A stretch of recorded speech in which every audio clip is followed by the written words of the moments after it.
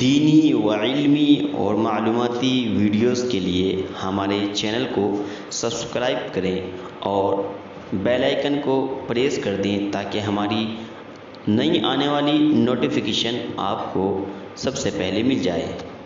جزاک اللہ۔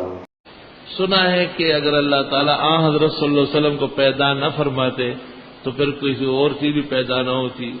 یہ روایت جھوٹی اور بے اصل ہے اور قصہ خوانوں نے مشہور کی ہے۔ فسق یزید صحیح روایت سے بھی ثابت ہے۔ ایک فرقہ کہتے ہیں کہ اس مضمون کی تمام روایات شیعوں نے روایت کی، یہ غلط کہتے ہیں۔ اہل سنت کا اس پر اتفاق ہے کہ یزید فاسق اور ظالم تھا، باقی اس کو کافر نہ کہا جائے، ملعون نہ کہا جائے۔